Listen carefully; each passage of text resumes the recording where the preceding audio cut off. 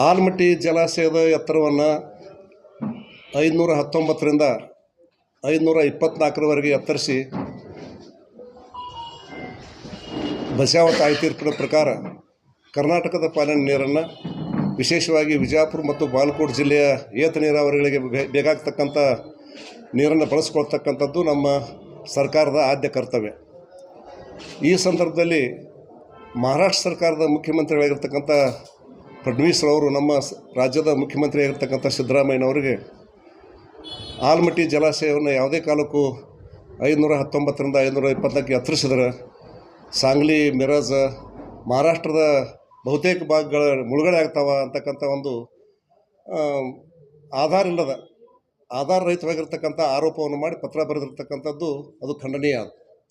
ಹಾಗೆಯೇ ಅಲ್ಲಿ ಮಹಾರಾಷ್ಟ್ರದ ಕೆಲವು ಶಾಸಕರು ಸೇರಿ ಮೊನ್ನೆ ಕೂಡ ದೊಡ್ಡ ಪ್ರತಿಭಟನೆಯನ್ನು ಮಾಡಿದ್ದನ್ನು ನಾನು ಪತ್ರಿಕೆಯಲ್ಲಿ ನೋಡಿದ್ದೇನೆ ನಾನು. ಆದರೆ ಮಹಾಪೂರ್ ಯಾವಾಗ ಬರುವಂಥದ್ದು? ಈಗ ಮಹಾಪೂರ್ ಇವತ್ತು ಮಳೆ ಶುರು ಆಗೈತೆ. ಇವತ್ತು ಮಹಾಬಲೇಶ್ವರ ಬೆಟ್ಟಕ್ಕೆ ಇವತ್ತು ಈ ಮಳೆ ಆಗುವಂಥ ಸಂದರ್ಭದಾಗ ನದಿಗೆ ನೀರು ಜಾಸ್ತಿ ಬರ್ತಕ್ಕಂಥದ್ದು. ಆ ಬರುವಂಥ ಸಂದರ್ಭದಲ್ಲಿ ಆ ಆಲಮಟ್ಟಿ ಡ್ಯಾಮಿನ ಗೇಟ್ಗಳನ್ನು ನಾವು ಮುಚ್ಚಂಗಿಲ್ಲ. ಯಾವುದೇ ಡ್ಯಾಮಿನ ಗೇಟ್ನು ಮುಚ್ಚಂಗಿಲ್ಲ. ಮಹಾಪೂರ್ ಬಂದಾಗ ಮುಚ್ಚಿದ್ರೆ ನಡೆಯೋದಿಲ್ಲ. ಆ ಗೇಟ್ಗಳನ್ನು ಖುಲ್ಲಾ ಮಾಡಿದಾಗ ಬಂದಂಥ ನೀರು ತಾನೇ ಹೋಗುತ್ತೆ, ಸಮುದ್ರಕ್ಕೆ ಹೋಗುತ್ತದು. ಇದು ಸಾಮಾನ್ಯ ಜನರಿಗೂ ತಿಳಿತೈತೆ. ಆ ಗೇಟ್ ಹಾಕಿದ್ರೆ ಮಹಾಪೂರ್ ಬಂದಾಗ ಮುಳುಗಡೆ ಆಗ್ತೈತೆ ಅಂತಕ್ಕಂಥ ಮಹಾರಾಷ್ಟ್ರದ ವಾದ ಅದು ಅರ್ಥಹೀನವಾಗಿರ್ತಕ್ಕಂಥದ್ದು. ಅದಕ್ಕೆ ಯಾವ ಹಾನಿಯೂ ಆಗೋದಿಲ್ಲ. ಕೇವಲ ಇದು ಆಲಮಟ್ಟಿ ಜಲಾಶಯ ಮಾತ್ರ ಅಲ್ಲ, ಇಡೀ ದೇಶದಲ್ಲಿ ಜಗತ್ತಿನಲ್ಲಿ ಎಷ್ಟು ಜಲಾಶಯ ಅದಾವ, ಮಹಾಪೂರ್ ಬಂದಾಗ ಯಾರೂ ನೀರು ಹಿಡಿದಿಟ್ಕೊಳ್ಳೋದಿಲ್ಲ. ಮಹಾಪೂರ್ದ ನೀರು ಕಡಿಮೆ ಆದಮೇಲೆ ಅದೆಷ್ಟು ನೀರು ಬೇಕು 519 19 24 24 ಹಿಡಿದಿರ್ತಕ್ಕಂಥ ಒಂದು ಕೆಲಸವನ್ನು ಆಯಾ ಜಲಾಶಯಗಳಲ್ಲಿ ಸಂಬಂಧಪಟ್ಟವರು ಮಾಡುವಂಥದ್ದು ಪ್ರಕ್ರಿಯೆ ಸಹಜವಾಗಿ ನಡೀತಕ್ಕಂಥದ್ದು. ಇದು ವಿನಾಕಾರಣವಾಗಿ ಸುಮ್ಮನೆ ಈಗ ತೆಲಂಗಾಣ ಮತ್ತು ಆಂಧ್ರದವ್ರದ್ದು ಒಂದು ತಕರಾರು ಹಾಕಿದ್ದಕ್ಕೆ ಲೇಟ್ ಆಗೈತೆ. ನಮ್ಗೆ 2010ರಾಗ ನಮ್ಮ ತೀರ್ಪಾಗೈತೆ. ಅದು ನಮ್ಮ ಪಾಲಿನ ನೀರು ಬಳಸ್ಕೊಳಕ್ಕೆ. ಅದಕ್ಕೆ ತೆಲಂಗಾಣ ಅರ್ಜಿ ಕೊಟ್ಟಿದ್ದು ಕೂಡ ಅದು ಆಂಧ್ರದ ಪಾಲಿನಾಗ ತೆಲಂಗಾಣ ಹಂಚ್ಕೋಬೇಕದು. ಈಗ 3 ಮಹಾರಾಷ್ಟ್ರ, ಕರ್ನಾಟಕ, ಆಂಧ್ರ 3 ಅಂತಂಬ್ರಿದ್ದಂಗೆ ಅದು 3 ಮಂದಿ ಪಾಲಾಗೈತೆ ನೀರಿನಾಗ. ಆಂಧ್ರದಾಗ ನೀವು 2 ತೊಗೋರಿ, 3 ಮಾಡ್ಕೋರಿ. ಆಂಧ್ರದ ಪಾಲಿನಾಗ ತೆಲಂಗಾಣ ತೊಗೋಬೇಕೇ ವಿನಃ ಈ 3 ರಾಜ್ಯದ ಪಾಲಿನಾಗ ತೊಗೊಳ್ಳೋವಂಥದ್ದು ಬರೋದಿಲ್ಲ. ಅದು ಕೂಡ ಅರ್ಥಹೀನವಾಗಿರ್ತಕ್ಕಂಥ ತಕರಾರು ಐತೆ ಅಲ್ಲಿ. ಹೀಗಾಗಿ ಇದು ಮಹಾರಾಷ್ಟ್ರದ ಇತ್ತಿತ್ತಲಾಗಿ ಈ ಒಂದು ತಿಂಗಳೊಳಗೆ ಎದ್ದಿರ್ತಕ್ಕಂಥ ಕೂಗದು. ಅದಕ್ಕೆ ಯಾವುದೇ ಕಾಲಕ್ಕೂ ಕೂಡ ಮಹಾರಾಷ್ಟ್ರದ ಜನರಿಗೆ ಕೂಡ ಅಲ್ಲಿರ್ತಕ್ಕಂಥ ಜನಪ್ರತಿನಿಧಿಗಳಿಗೆ ಕೂಡ ವಿನಂತಿ ಮಾಡ್ತೇನೆ ನಾನು. ಇದು ಹೊಸ ಜಲಾಶಯ ಆಲಮಟ್ಟಿದು. ನಿಮ್ಮ ಮಹಾರಾಷ್ಟ್ರದ ಯಾವುದೇ ಒಂದು ಇಂಚು ಭೂಮಿ ಕೂಡ ಈ ಡ್ಯಾಮ್ನಿಂದ ಮಹಾಪೂರ್ ಬಂದಾಗ ಮುಳುಗಡೆ ಆಗೋದಿಲ್ಲ. ಹಾಕಿದ್ರೆ 524 ಆದಾಗ ನೋಡ್ಬೇಕಾರೆ ಹಾಕಿದ್ರೆ ನೀವು ಪ್ರಯೋಗ ಮಾಡಿ ನೋಡಿರಿ. ಇದು ಒಂದೇ ಡ್ಯಾಮ್ ಅಲ್ಲ, ಎಲ್ಲ ಡ್ಯಾಮಿಗೂ ಹಿಂಗೆ ಇಂಥ ವ್ಯವಸ್ಥೆ ಇರ್ತೈತೆ ಅದು. ಅದಕ್ಕೆ ದಯವಿಟ್ಟು ಇದಕ್ಕೆ ವಿನಾಕಾರಣ ತಕರಾರು ಮಾಡಬಾರ್ದು. ಈ ತಕರಾರು ಮಾಡೋದ್ರಿಂದ ಈ ಕರ್ನಾಟಕಕ್ಕೆ ಈಗಾಗಲೇ ಸಾಕಷ್ಟು ಅನ್ಯಾಯ ಆಗೈತೆ. ಅದು ವಿಶೇಷವಾಗಿ ಜಲಾಶಯ ಕಟ್ಟುವ ಸಲುವಾಗಿ ಭೂಮಿ ತ್ಯಾಗ ಮಾಡಿರ್ತಕ್ಕಂಥದ್ದು ನೂರಾರು ಊರುಗಳನ್ನು, ಬಾಗಲಕೋಟೆ ಅಂತ ಕೋಲಾರದ ದೊಡ್ಡ ನಗರಗಳನ್ನು ಕಳ್ಕೊಂಡು ದೊಡ್ಡ ಹಾನಿಯಾಗೈತೆ ನಮಗೆ. ಈಗ ಅದನ್ನು ನೀವು ಈಗಲೂ ನಾವು ನೀರು ಉಪಯೋಗ ಮಾಡಲಿಲ್ಲ ಅಂತ ಹೇಳಿದ್ರೆ ಈ ಆಲಮಟ್ಟಿ ಜಲಾಶಯ ಬೇಕಾರಾಗತ್ತೆ ನಮಗೆ. ಇರೋದು ನಮ್ಮ 2 ಜಿಲ್ಲೆಗೆ ಅದು ಕೇವಲ ರಾಯಚೂರು ಮತ್ತು ಗುಲ್ಬರ್ಗಕ್ಕೆ ಮಾತ್ರ ನೀರು ಕೊಡ್ತಕ್ಕಂಥ ಒಂದು ಜಲಾಶಯ ಆಗುತ್ತೆ ಅದು. ಹೀಗಾಗಿ ಅದಕ್ಕೆ ವಿಶೇಷವಾಗಿ ವಿಜಯಪುರ ಮತ್ತು ಬಾಗಲಕೋಟೆ ಜಿಲ್ಲೆಯ ಜನರ ತೀವ್ರ ವಿರೋಧ ಐತೆ. ಅದಕ್ಕೆ ಬೇಗನೆ ಇವತ್ತಿನ ಸರ್ಕಾರ, ಕಾಂಗ್ರೆಸ್ ಸರ್ಕಾರ ಇವತ್ತು 519 24 ಮಾಡೋ ಸಲುವಾಗಿ ಅದಕ್ಕೆ ಇವತ್ತು ಕೋರ್ಟ್ನಾಗ ಐತೆ ಅಂತಕ್ಕಂಥ ನೆಪ ಹೇಳಬಾರ್ದು. ಮುಖ್ಯಮಂತ್ರಿಗಳಿರ್ಬೋದು, ನೀರಾವರಿ ಸಚಿವರಿರ್ಬೋದು, ನೀವು ಬೇಕಾದ್ರೆ ನಡ್ರಿ ಕೇಂದ್ರಕ್ಕೆ ನಾವು ಬರ್ತೀವಿ. ಆದರೆ ನೀವು ಮಾಡ್ತಕ್ಕಂಥ ಕೆಲಸ ಇಲ್ಲಿ ಬಾಕಿ ಭಾಳ ಐತಿ ಇಲ್ಲಿ. ಯಾಕಂದ್ರೆ 1 ಲಕ್ಷ ಸುಮಾರು ಒಂದು 20,000 ಎಕರೆ ಭೂಮಿ ಮುಳುಗಡೆ ಆಗತ್ತೆ ಇಲ್ಲಿ. 22 ಗ್ರಾಮ್ ಮುಳುಗಡೆ ಆಗ್ತಾವೆ. ಅದಕ್ಕೆ ಪರಿಹಾರಧನ ಕೊಡಬೇಕಂತೆಲ್ಲ ಆದೇಶ ಆಗ್ಯಾವ. ಆದರೂ ಕೂಡ ಪರಿಹಾರಧನ ಕೊಡುವಂಥ ಕೆಲಸ ನೀವು ಬಂದ್ ಮಾಡಿರಿ. ಈಗ ಹಿಂದೆ ಸರ್ಕಾರ ಇದ್ದಾಗ, ಬೊಮ್ಮಾಯಿಯವರು ಮುಖ್ಯಮಂತ್ರಿ ಇದ್ದಾಗ, ಆಗಿನ ನೀರಾವರಿ ಮಂತ್ರಿ ಆಗಿರ್ತಕ್ಕಂಥ ಗೋವಿಂದ ಕಾರಜೋಳ ಸಾಹೇಬ್ರವರು ಆ ನಂದಿ ಫ್ಯಾಕ್ಟ್ರಿ ಹತ್ರ ಮುಳುಗಡೆ ಸಂತ್ರಸ್ತ ಜನ ಚೆಕ್ ಕೊಟ್ಟು ಶುರು ಮಾಡಿದ ಕೆಲಸ. ಅದನ್ನು ಶುರು ಮಾಡಿದ್ದು ಯಾಕೆ ಪೆಂಡಿಂಗ್ ಇಟ್ಟರು ನೀವು ಇಲ್ಲಿವರೆಗೆ? ಈ ಪ್ರಶ್ನೆ ಕೇಳಾಕತ್ತೀನಿ ಕರ್ನಾಟಕ ಸರ್ಕಾರ ಕೂಡ. ನಾನು ಅದಕ್ಕೆ ದಯವಿಟ್ಟು ನೀವು ಆ ನೆಪ ಹೇಳಾರ್ದನ ನೀವು ಅದು ಕೋರ್ಟ್ನಾಗ ಆದೇಶ ಮಾಡುವಂಥದ್ದು, ಗೆಜೆಟ್ ಆಗುವಂಥದ್ದಕ್ಕೆ ನಾವು ಒತ್ತಾಯ ಮಾಡ್ತೀವಿ. ನಮ್ಮ MP ಗಳಿಗೆ ಹೇಳ್ತೀವಿ, ಅದನ್ನು ಮಾಡ್ತೀವಿ ನಾವು. ಆದರೆ ನೀವು ಪ್ರಮುಖವಾಗಿರ್ತಕ್ಕಂಥದ್ದು 1 ಲಕ್ಷ ಕೋಟಿ ರೂಪಾಯಿ ನಿಮ್ಗೆ ಬೇಕು ಪರಿಹಾರಧನ ಕೊಡೋಕೆ. ಇದನ್ನು ಇಟ್ಕೊಂಡು ಸುಮ್ಮನೆ ಕುಂಟ್ರಿ ನೆಪ ಹೇಳಬೇಡ್ರಿ. ನೀವು ಕೃಷ್ಣಾ ನದಿ ಬಾಂಡ್ ಮಾಡಿ ಮಾರ್ತಿರೋ ಏನು ಮಾಡ್ತಿರೋ ಗೊತ್ತಿಲ್ಲ. ಹಿಂದೆ ದೇವೇಗೌಡರಿದ್ದಾಗ, SM ಕೃಷ್ಣ ಅವರಿದ್ದಾಗ ಕೃಷ್ಣಾ ಬಾಂಡ್ ಅಂತ ಮಾರಿ ದುಡ್ಡು ಕೂಡಿಸಿ ಆ ಮಲ್ಲೆ ಅಂತ ಮಾಡೋಕೆ ಅದು ದುಡ್ಡು ಕೂಡಿಸ್ಯಾರ. ಅವಾಗ ನೀವು ಅದನ್ನು ಮಾಡಿರಿ, ಯಾರು ಬೇಡ ಅಂತಾರೆ? ಗ್ಯಾರಂಟಿ ಸಲುವಾಗಿ ನೀವು 90,000 ಕೋಟಿ ಮಾಡಿ, 80,000 ಕೋಟಿ ಮಾಡಿ ಸ್ವಾಗತ ಮಾಡ್ತೀವಿ, ಮಾಡಿರಿ, ಪ್ರಶ್ನೆ ಇಲ್ಲ. ಅದ್ರ ಜೊತೆ ಇದು ಪ್ರಮುಖವಾಗಿರ್ತಕ್ಕಂಥದ್ದು ವಿಶೇಷವಾಗಿ ವಿಜಯಪುರ ಜಿಲ್ಲೆಯ ರೈತರ ಉಳಿವಿನ ಪ್ರಶ್ನೆ ಅದು. ಯಾಕಂದ್ರೆ ಮುಳುಗಡೆ ಆಗಿರ್ತಕ್ಕಂಥವ್ರು ನಾವು. ಇನ್ನೇನು ಸಿಮೆಂಟಿನ ಆಯುಷ್ಯ ಎಷ್ಟು ಇರ್ತೈತೆ ಹಾಕೋದು? ಈಗ 60 ವರ್ಷ ಆಗೋತದು. ಇನ್ನೊಂದು 20 ವರ್ಷಕ್ಕೆ ಅದು ಮುಗಿದು ಹೋಗತ್ತದು.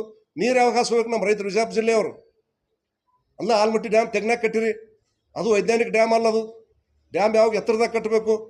ತೆಗಡ್ಯಾಗ ಕಟ್ಕೊಂಡು ನಮ್ಮನ್ನೆಲ್ಲ ಮುಳುಗಡೆ ಮಾಡಿ ಆ ಲಿಫ್ಟ್ ಮಾಡಿ ತೊಗೊಳ್ಳೋಂಥ ನೀರಿಗೂ ನೀವು ಅಡ್ಡ ಹಾಕ್ತೀರಿ ಅಂತ ಹೇಳಿದ್ರೆ ಇದು ಭಾಳ ತಪ್ಪಾಕೈತಿ. ಹಿಂಗಾದ್ರೆ ಬಿಜಾಪುರ ಜಿಲ್ಲೆ ಜನ ನಾವು ಸುಮ್ಮ ಕುಂದ್ರದಿಲ್ಲ. ಇದಕ್ಕೆ ನಾವು ರಾಜ್ಯ ಸರ್ಕಾರದ ವಿರುದ್ಧ ಆಗಲಿ ಮಹಾರಾಷ್ಟ್ರ ಸರ್ಕಾರ ವಿರುದ್ಧ ಆಗಲಿ ಒಂದು ದೊಡ್ಡ ಹೋರಾಟವನ್ನು ನಾವು ತಗೋತೀವಿ. ನಮ್ಮ 524 ಜಲಾಶಯ ಆಗುವವರೆಗೆ ನಾವು ವಿಶ್ರಮಿಸುವುದಿಲ್ಲ ಅಂತಕ್ಕಂಥ ಮಾತನ್ನು ಹೇಳಕ್ಕೆ ಬಯಸ್ತೀವಿ.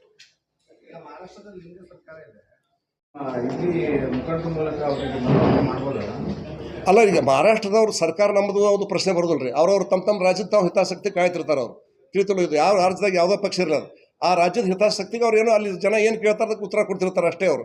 ಆದ್ರೆ ಕಾನೂನು ಪ್ರಕಾರದಲ್ಲಿ ಡ್ಯಾಮ್ನ್ಯಾಗ ನೀವು ನೀರು ಗೇಟ್ ಹಾಕಿದ್ರೆ ಮಾಪುರ ಬಂದಾಗ ಗೇಟ್ ಹಾಕಿದ್ರೆ ನೀವು ಮುಳುಗಡೆ ಆಗತ್ತದು. ಗೇಟ್ ಎಲ್ಲ ಖುಲ್ಲಾ ಮಾಡ್ತೀವಲ್ಲ ಮಾಪುರ ಬಂದಾಗ, ನಾವು ಒಂದು ಗೇಟು ಮುಚ್ಚಂಗಿಲ್ಲ. ನೀರು ಹೆಂಗೆ ಜಾಸ್ತಿ ಆಕತ್ತೆ ಹಂಗೆ ಎಲ್ಲ ಖುಲ್ಲಾ ಮಾಡ್ತಿರ್ತೀವಿ ನಾವು. ನೀರು ನಿಂದ್ರೂ ಪ್ರಶ್ನೆ ಬರೋಂಗಿಲ್ಲ. ಯಾವಾಗ ಗೇಟ್ ಹಾಕ್ತೀವಿ ನಾವು? ಪೂರ್ಣ ಮಾಪುರ ಬಂದಾದ್ಮೇಲೆ, ಒಳಹರಿವು ಪೂರ ಬಂದಾದ್ಮೇಲೆ ಗೇಟ್ ಹಾಕ್ತೀವಿ ಹಂತ ಹಂತವಾಗಿ. ಅಲ್ಲಿವರೆಗೆ ಅವ್ರಿಗೆ ಏನು ಪ್ರಶ್ನೆ ಬರೋದಿಲ್ಲ. ಅದು ಮುಳುಗಡೆ ಆಗುವಂಥದ್ದು ಸುಮ್ಮನೆ ಕುಂಟು ನೆಪ ಅದು ಹೇಳ್ತಕ್ಕಂಥದ್ದು. ಅದೇನೋ ತೆಲಂಗಾಣದವ್ರು ಅಂತ ಹೇಳ್ತಾರೆ, ಮಹಾರಾಷ್ಟ್ರ ಅಂತ ಹೇಳಕತ್ತಾರೆ ಅಷ್ಟೇ. ಅದು ಈಗ ನಿಮ್ಮ ಸರ್ಕಾರ ಇದೆ, ಅಲ್ಲಿ ಕೇಂದ್ರದಲ್ಲಿ ನಿಮ್ಮ ಸರ್ಕಾರ ಇದೆ. ಈ ಸರ್ಕಾರದ ಪ್ರಭಾವಕ್ಕೆ ಕೇಂದ್ರ ಸರ್ಕಾರ ಮಣಿಯ ಸಾಧ್ಯತೆ ಇರುತ್ತೆ. ನೀವು ಅದನ್ನ ಅವರಿಗೆ ಮನವರಿಕೆ ಮಾಡ್ಬೇಕಲ್ಲ ಅಂತ. ಇಲ್ಲಿ ಸರ್ಕಾರಗಳು ಒಂದು ಭಾಗ ರೀ. ತಾಂತ್ರಿಕವಾಗಿ ನಾ ಹೇಳಕತ್ತೀನಿ ನಾನು.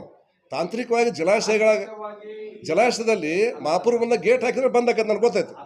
ಬರುವ ನೀರನ್ನು ತರಿವಿದೇವಂದ್ರೆ, ಬರುವ ನೀರು ತಡೆ ಹಿಡಿದೇವಂದ್ರೆ ಮುಳುಗ್ತಾವೆ.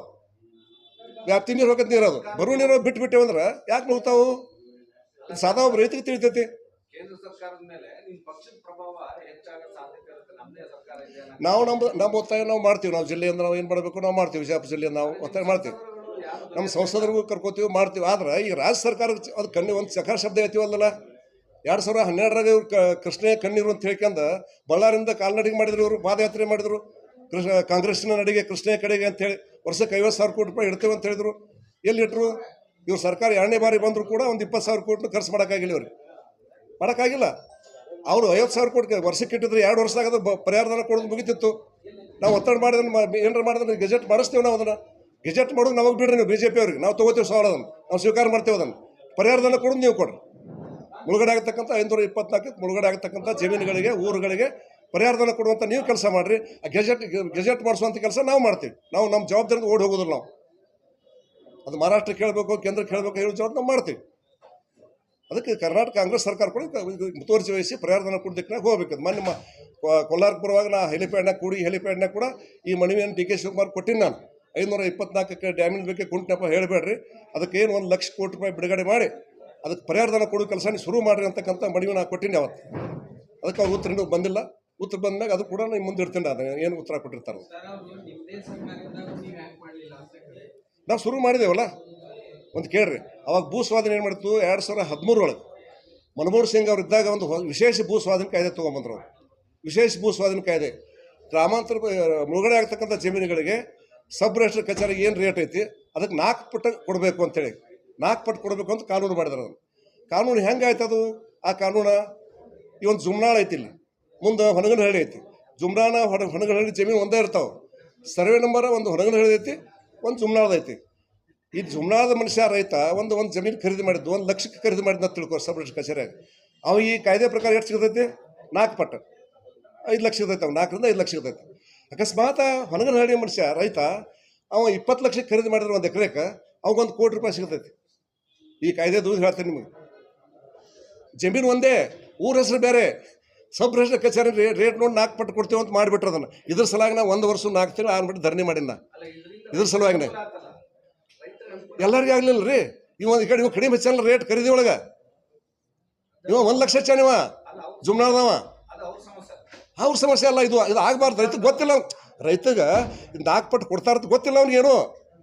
ಯಾರಾದರೂ 10 ಲಕ್ಷಕ್ಕೆ ಹಿಡಿದ್ರು 1 ಲಕ್ಷ ಹಚ್ಕೊಂಡ್ಬರ್ತಾರೆ. ಮತ್ತು ಅಲ್ಲಿ ರೇಟ್ನು ಹಂಗೆ ಇರ್ತಾವೆ. ಸಬ್ ರಿಜಿಸ್ಟರ್ ಕಚೇರಿ ಒಳಗೆ 10 ಲಕ್ಷ ಇರಂಗಿಲ್ಲ. ಅಲ್ಲಿ ಆ ರೇಟ್ ಐತೆ ಅದು ಒಳಗೆ ಮಾಡ್ತಿರ್ತಾರೆ. 1 ಲಕ್ಷ ಸರ್ಕಾರ ಬರೆದಿದ್ರೆ 1 ಲಕ್ಷದ ಒಳಗೆ ಖರೀದಿ ಮಾಡ್ಕೊಂಡ್ಬರ್ತಾರೆ. ರೈತಂದೇನು ತಪ್ಪೈತಿ? ಇಲ್ಲಿ ಕಾನೂನು ನೀವು ಮಾಡಿ ಬೇಕಾಬಿಟ್ಟು ಕಾನೂನು ಮಾಡ್ಕೊಂತ, ಅದು ಕಾಂಗ್ರೆಸ್ ಸರ್ಕಾರದ ಕಾನೂನು. ಅದು 4 ಪಟ್ಟು ಕೊಡುವಂಥದ್ದು. ಈಗ ನೋಡಿರಿ ಇವತ್ತು ಪರಿಸ್ಥಿತಿ ಹೇಳಕತ್ತೀನಿ ನಿಮಗೆ.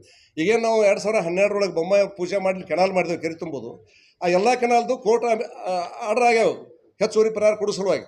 ನಮ್ಮ ಜಿಲ್ಲೆಯದ ಸುಮಾರು 1,000 ಕೋಟಿ ಆಗೈತಿ. ಕೋರ್ಟ್ ಅನೌನ್ಸ್ಮೆಂಟ್ ಆಗಿದ್ದು. ಆ 1,000 ಕೋಟಿ ಕೊಡೋಕ್ಕಾಗಿಲ್ಲ. ಅಲ್ಲಿ ಬಾಗಲಕೋಟೆ ಒಳಗೆ ರೈಲ್ವೆ ಬಾಗಲಕೋಟು ಕುಡ್ಚಿ ಆ ರೈಲ್ವೆಗೆ ಸುಮಾರು ಅಲ್ಲೂ ಮತ್ತು ಮುಧೋಳ ಹತ್ರ ಸೇರಿದ 45,000 ಕೋಟಿ ರೂಪಾಯಿ ಕೋಟಿನ ಪರಿಹಾರ ಕೊಡಬೇಕಾಗೈತಿ ತಿಳ್ಕೊರಿ ನೀವು. 45,000 ಕೋಟಿ. ಅಲ್ಲಿ ಎಣ್ಣೆದ ರೇಟ್ ಹೆಚ್ಚಾರ ಕೋಟಿನಾಗ ಆ ರೇಟ್ ಜಾಸ್ತಿ ಆಗೈತಿ. ಈಗ ಇವ್ರು ಹಾಕತ್ತಾರ. ಈಗ ಅದಕ್ಕೆ ಅಪೀಲ್ ಹೋಗ್ತಾರಂತ ಇವ್ರು ಕಾಂಗ್ರೆಸ್ ಸರ್ಕಾರದವ್ರು. ಹೆಚ್ಚುವರಿ ಪೇಮೆಂಟ್ ಕೊಡೋಕ್ಕಾಗೋದಲ್ಲ, ಅಪೀಲ್ ಹೋಗ್ತೀವಿ. ಅಪೀಲ್ ಹೋಗ್ಬೇಕಾದ್ರೆ 50% ಡಿಪಾಸಿಟ್ ಮಾಡ್ಬೇಕಲ್ಲಿ ಅವರು. ಅರ್ಧ ಬೆಲೆ ಕೊಡಬೇಕಲ್ಲ ರೈತರಿಗೆ ಅವರು. ಅರ್ಧ 1 ಕೋಟಿ ರೂಪಾಯಿ ಕೋಟಿ ಆಗಿದ್ದರೆ 50 ಲಕ್ಷ ಕೊಡ್ಬೇಕಾರೆ ರೈತಗೆ. ಅದು ಇಲ್ಲ ಇವರು. ಇಷ್ಟೆಲ್ಲ ಆಡೈತದು. ನಮ್ಮ ಜಿಲ್ಲೆದ ಕೆನಾಲ್ದು ಬರೀ ಈ ಕೆರೆ ತುಂಬುವಂಥ ಕೆನಾಲ್ ಏನು ಮಾಡಿದ್ವಿ 3ನೇ ಹಂತದ್ದು. ಆ ಕೆನಾಲ್ದ ಸುಮಾರು ನನ್ನ ತಿಳುವಳಿಕೆ ಪ್ರಕಾರ ಮಸೂತಿ ಅಲ್ಲೆಲ್ಲ ಉಕ್ಲಿ ಮನುಗಳು ಎಲ್ಲ ಸೇರಿ ನಾ ಕೇಳಿದ್ದು ಸುಮಾರು 1,000 ಕೋಟಿ ರೂಪಾಯಿ ಆಯ್ತದು ಕೋರ್ಟ್ನಾಗ ಕೊಡುವಂಥದ್ದು. ಇದು ಕಡಿಮೆ ರೇಟಿಂದ, ಇದು ಹೆಚ್ಚು ರೇಟಿಂದ ಅಲ್ಲಿದು. ಅದು ಬಾಗಲಕೋಟೆ ಮುದೋಳು ಬಿಟ್ಟುಬಿಟ್ರೆ ಕಡೆ ಇದೇ 1,000 ಕೋಟಿ ಆಕತ್ತಿದು. ಇನ್ನು ಎಲ್ಲಿ ತಂದು ಕೊಡ್ತೀರಿ ನೀವು? ಇದು ಪ್ರಶ್ನೆ ನಮ್ಮದು. ಯೋಜನೆ ಹ್ಯಾಂಗೆ ಮುಗಿಸ್ತೀರಿ ನೀವು? ಈಗ ನಿನ್ನ ಜಪ್ತಿ ಅದು ಮಾನ್ಯ ಬಾಗಲಕೋಟೆ ಜಮಖಂಡಿ ಒಳಗದು ಎಸ್ ಎಲ್ ಆಫೀಸ್ನ ಮೇಜ ಕುರ್ಚಿ ಜಪ್ತಿ ಮಾಡಿದ್ರೆ ಹಂಗೆ ದುಡ್ಡು ಬರ್ತಾವೆ ಜಪ್ತಿ ಮಾಡಿದ್ರೆ. ಅದಕ್ಕೆ ಈಗೆಲ್ಲ ಒಂದು ರೇಟ್ ಮಾಡ್ಬೇಕಂತ ಈಗ ನೋಡ್ತಾರಂತೇಳಿ. ಆ ಕಾನೂನು ಬಂದಾಗ ನೀವು ತಪ್ಪು ಮಾಡಿರಿ ಕಾನೂನು. ಅದನ್ನು ರೈತಗೆ ಗೊತ್ತಿಲ್ಲ ಏನು, ಅದನ್ನು ತಪ್ಪು ಸರ್ಕಾರದಿದು. ನಾವು ಭಾರಿ ಮಾಡಿ ಅಂತ ಹೇಳ್ಬಿಟ್ರೆ ಕಾನೂನು ಅದನ್ನು. ನಾ ಅದಕ್ಕೆ 1 ವರ್ಷ 4 ತಿಂಗಳು ಧರಣಿ ಕೂತೀನಿ. ಅವಾಗ ಹೋದ ZP ಎಲೆಕ್ಷನ್ ಟಿಕೆಟ್ ಕೊಡುವಾಗ ನಾ ಜಿಲ್ಲಾಧ್ಯಕ್ಷ ಇದ್ದೆ. 1 ವರ್ಷ 4 ತಿಂಗಳು ಕೂತರು ಯಾರೂ ಸರಿಯಾದ ಸ್ಪಂದನೆ ಆಗಲಿಲ್ಲ, ಯಾರೂ ಅದಕ್ಕೆ ಉತ್ತರ ಕೊಡಲಿಲ್ಲ. ಇವತ್ತದು ಅನುಭವಿಸಕತ್ತಾರೆ ಅದನ್ನು.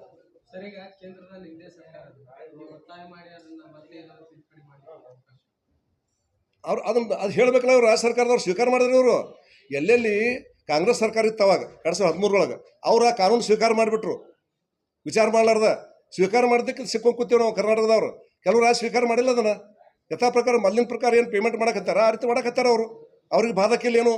ಇವ್ರು ನಮ್ಮ ಪಕ್ಷ ಮಾಡೈತಪ್ಪ ಚಲೋ ಕಾನೂನು ಮಾಡೈತೆ ಸ್ವೀಕಾರ ಮಾಡಿಬಿಟ್ರು ಕಾಂಗ್ರೆಸ್ನವ್ರು. ಅವಾಗ ನಾ ಹೇಳಿದೆ ಮುಖ್ಯಮಂತ್ರಿಗಳಿಗೆ ಅಲ್ಲ ಇವ್ರಿಗೆಲ್ಲ ಸಿದ್ದರಾಮಯ್ಯವ್ರಿಗೆ ಪತ್ರ ಬರೆದೇನೆ. ಪತ್ರ ಧರಣಿಯಿಂದ ಕೂತೇವೆ ನಾವು. MP ಪಾಟೀಲ್ ಸಾಹೇಬ್ರು ಬಂದು ಅಲ್ಲಿ ಧರಣಿಗೆ ಭೇಟಿ ಕೊಟ್ಟಾರ. ಅವಾಗ ಹೊಡೆದು ಹೇಳಿನ ಅಲ್ಲ ಅದನ್ನು. ನಮ್ಮ ಪಕ್ಷದವ್ರು ಬಂದು ಭೇಟಿ ಕೊಟ್ಟಾರ. ಇದು 4 ಪಟ್ಟಂದ್ರೆ ತಪ್ಪಾಗಿಂದ ಹೊಡೆದು ಹೇಳಿ ನಾನು ಉದಾಹರಣೆ ಕೊಟ್ಟು ಹೇಳಿ ನಾನು. ನೀವು ಹೇಳ್ರಿ ಜಮುನಾನ ಹೊಣಗನ ಹೇಳಿ ಭೂಮಿ ಒಂದ ಹೆಸರು ಬೇರೆ. ಇವ ಕಡಿಮೆ ಹೆಚ್ಚಾನ ಖರೀದಿ ಒಳಗೆ 1 ಲಕ್ಷ ಹೆಚ್ಚಾನ 5 ಲಕ್ಷ ಸಿಗ್ತೈತಿ. ಅವ 20 ಲಕ್ಷ ಹೆಚ್ಚಾನ ಖರೀದಿ ಒಳಗೆ 1 ಕೋಟಿ ರೂಪಾಯಿ ಸಿಗ್ತೈತಿ. ಯಾವ ನ್ಯಾಯ ಇದು? ದುಡ್ಡು ನಮ್ಮದೇ ಅಲ್ಲ, ಸರ್ಕಾರದ ದುಡ್ಡು. ಅದು ಸರ್ಕಾರ ನಮ್ಮದೇ. ಅಟ್ಲೀಸ್ಟ್ ರೈತರಿಗೆ ಲಾಭ ಆಕೈತೆ, ಎಲ್ಲರಿಗೂ ಲಾಭ ಆಗಬೇಕಲ್ಲ.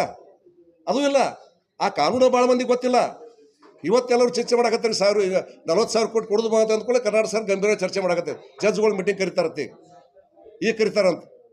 ಇದೇ ವಿಷಯ 1 ವರ್ಷ 4 ತಿಂಗಳು ಧರಣಿ ಕೂತೀನಿ. ಆವಾಗ ಸೀರಿಯಸ್ ಚರ್ಚೆ ಮಾಡಿದ್ರೆ ಆ ಕಾನೂನು ತಿದ್ದುಪಡಿ ಮಾಡ್ಬೋದಾಗಿತ್ತು. ನಾ ಏಕರೂಪದ ಪರಿಹಾರ ಕೊಡ್ರಂತ ಹೋರಾಟ ಮಾಡೀನಿ ನಾನು. ಈ ಕಾನೂನು ಸರಿ ಇಲ್ಲ, ಏಕರೂಪದ ಪರಿಹಾರ ಕೊಡ್ರಂತ ಮಾಡೀನಿ. ಇವತ್ತು ಭಾಳ ಸೀರಿಯಸ್ ಐತಿ ಸದ್ವಿಷಯ. ಈ ಮುಳುಗಡೆ ಆಗಬೇಕಂತ ಈ ಕೋರ್ಟ್ ಅನೌನ್ಸ್ಮೆಂಟ್ ಮಾಡೋದು ಮಗೈತಲ್ಲ, ಇದನ್ನು ಪರಿಹಾರ ಕೊಡೋದು ಭಾಳ ವಾಚ್ ಐತಿ. ಇವತ್ತು ಭಾಳ ವಾಚ್ ಐತಿ ಸರ್ಕಾರಕ್ಕೆ.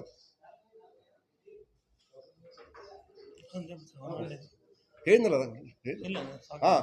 ನಾಳೆ ನಮ್ಮ ಮಾನ್ಯ ರಮೇಶ್ ಜಿಗಜಿಣಗಿ ಸಾಹೇಬ್ರವರು ಭಾಳ ಪ್ರಯತ್ನ ಮಾಡಿ ಭಾಳ ದಿವಸದ ಬೇಡಿಕೆ ಇತ್ತು. ಬರೀ ನಮ್ಮ ಜಿಲ್ಲೆಯದಷ್ಟೇ ಅಲ್ಲ, ಉತ್ತರ ಭಾರತ ದಕ್ಷಿಣ ಭಾರತದ ಕೊಂಡಿಯಾಗಿರ್ತಕ್ಕಂಥ ಒಂದು ಆ ಕಡೆ ವಿಜಯಪುರ ಟು ಚಿತ್ರದುರ್ಗ ಹೈವೇ, ಒಂದು ಹುಬ್ಬಳ್ಳಿ ಟು ಹುಮ್ನಾಬಾದ್ ಹೈವೇ, ಇಲ್ಲಿ ಬರ್ತಕ್ಕಂಥ ರೈಲ್ವೆ ಗೇಟ್ಗಳನ್ನು ಆ ಗೇಟ್ಗಳು ಹಾಕೋದ್ರಿಂದ ಬಹಳಷ್ಟು ತೊಂದರೆ ಆಗುತ್ತೆ. ನಾನು ಕೊಲ್ಲಾರದಿಂದ ಇಲ್ಲಿ ಬರಬೇಕಾದ್ರೆ 15-20 ನಿಮಿಷ ಲೇಟ್ ಆಗುತ್ತೆ ಆ ಗೇಟ್ ಇದ್ದದ್ರಿಂದ. ಆ ಗೇಟ್ ಓವರ್ ಬ್ರಿಡ್ಜ್ ಆಗಿಬಿಟ್ರೆ ನಾ ಮತ್ತೆ 20 ನಿಮಿಷ ಲಗು ಬರ್ತೀನಿ ಕೊಲ್ಲಾರಕ್ಕೆ. ಅಂದ್ರೆ ಅಷ್ಟು ಒಬ್ಬಗೆ ಇಷ್ಟ ಆಕೈತೆ ಅಂದ್ರೆ ಒಬ್ಬ ರೋಗಿ ಇರ್ತಾನೆ, ಮತ್ತೊಬ್ಬ ಇರ್ತಾರೆ, ಅರ್ಜೆಂಟ್ ಹೋಗ್ಬೇಕಾಗಿರ್ತೈತಿ, ಏನೋ ವಿಮಾನಕ್ಕೆ ಹೋಗ್ಬೇಕಾಗಿರ್ತೈತಿ, ಬಸ್ಸಿಗೆ ಹೋಗ್ಬೇಕಾಗಿರ್ತೈತಿ, ಎಲ್ಲ ತೊಂದರೆಗಳನ್ನ ದವಾಖಾನೆಗೆ ಹೋಗ್ಬೇಕಾಗಿರ್ತೈತಿ. ಅದಕ್ಕೆ ರೈಲ್ವೆ ಗೇಟ್ ಮ್ಯಾಗ ಓವರ್ ಬ್ರಿಡ್ಜ್ ಮಾಡ್ತಕ್ಕಂಥ ಕೆಲಸ ಭಾಳ ಪ್ರಮುಖವಾಗಿರ್ತಕ್ಕಂಥದ್ದು ಮತ್ತು ಎಲ್ಲ ಜನರಿಗೆ ದೇಶದ ಅಭಿವೃದ್ಧಿ ಸಲುವಾಗಿ ಆಗ್ತಕ್ಕಂಥ ದೊಡ್ಡ ಕೊಡುಗೆ ಅದು. ಹೀಗಾಗಿ ನಮ್ಮ ಸಂಸದರು ಸನ್ಮಾನ್ಯ ರಮೇಶ್ ಜಿಗಜಿಣಗಿ ಅವರು ಸನ್ಮಾನ್ಯ ಹೆಮ್ಮೆಯ ಪ್ರಧಾನಮಂತ್ರಿ ನರೇಂದ್ರ ಮೋದಿ ಅವರನ್ನು ಮತ್ತು ಕೇಂದ್ರದ ರೈಲ್ವೆ ಸಚಿವರ ಮನವೊಲಿಸಿ ಈಗಾಗಲೇ ಮನಗೂಳಿ ಗೇಟ್ ಏನೈತೆ ಅಲ್ಲಿ ಆ ಗೇಟದ ಬ್ರಿಡ್ಜ್ ಉದ್ಘಾಟನೆ ಆಗಿದೆ. ಅದು ಓವರ್ ಬ್ರಿಡ್ಜ್. ಹಾಗೆಯೇ ಇಲ್ಲಿ ವಜ್ರ ನಿರ್ಮಾಣ ಗುಡಿ ಹತ್ರ ಇಲ್ಲಿರ್ತಕ್ಕಂಥ ಬ್ರಿಡ್ಜ್ ಕೂಡ ಓಪನಿಂಗ್ ಆಗಿದೆ. ಇವತ್ತು 17 ತಾರೀಕು ನಾಳಿಂದ ನಾಡ್ದು 17 ತಾರೀಕಿಗೆ ಇವತ್ತು ಹೊನಗನಹಳ್ಳಿ ಗೇಟ್, ಸೌಂಡಹಳ್ಳಿ ಗೇಟ್ ಏನೈತಿ ಆ ಗೇಟಿನ ಓವರ್ ಬ್ರಿಡ್ಜ್ ಕೂಡ ಮೊನ್ನೆ ಮುಗಿದೈತೆ. ಮೊನ್ನೆ ನಾನು ಅದನ್ನು ನೋಡ್ಕೊಂಡು ಹೋಗಿದ್ದೀನಿ. ಅದಕ್ಕೆ ನಾಳೆ 17 ತಾರೀಕಿಗೆ ಅದನ್ನು ವಿದ್ಯುಕ್ತವಾಗಿ ಲೋಕಾರ್ಪಣೆ ಮಾಡ್ತಕ್ಕಂಥ ಕೆಲಸವನ್ನು ಇದೀಗಲೇ ನಮ್ಮ ಸಂಸದರು ಪತ್ರಿಕಾಗೋಷ್ಠಿ ಮುಖಾಂತರ ತಿಳಿಸಿದ್ದಾರೆ. ಅದೊಂದು ದೊಡ್ಡ ಕೊಡುಗೆ. ಅದು ದೊಡ್ಡ ಕೊಡುಗೆ. ಒಬ್ಬ ಸಂಸದರು ಏಕಕಾಲಕ್ಕೆ ಮತ್ತು ಇನ್ನೊಂದು ನಮ್ಮ ಕ್ಷೇತ್ರದಲ್ಲಿ ಮುಳವಾರದಿಂದ ಮನಗುಳಿಗೆ ಹೋಗ್ತಕ್ಕಂಥ ಸಂದರ್ಭದಲ್ಲಿ ಅಲ್ಲಿ ಒಂದು ದೊಡ್ಡ ರೈಲ್ವೆ ಲೈನ್ ಐತೆ, ಅಲ್ಲಿ ಕೂಡ ಆ ಬ್ರಿಡ್ಜ್ ಕೂಡ ಮಂಜೂರು ಮಾಡ್ಯಾರ. ಅದು ಕೂಡ ಬರದಿಂದ ಕೆಲಸ ನಡೆದೈತಿ. ಅದು ಆಗೋದ್ರಿಂದ 2 ಹೈವೇ ಕನೆಕ್ಟ್ ಆಕತ್ತೆ. ಆ ಕಡೆ ಮುಳವಾರ ಟು ಮನಗುಳಿ 2 ಹೈವೇನ ಜೋಡಿಸ್ತಕ್ಕಂಥ ಒಂದು ದೊಡ್ಡ ಕೆಲಸ ಆ ಬ್ರಿಡ್ಜ್ ಆಗೋದ್ರಿಂದ ಆಕೈತಿ.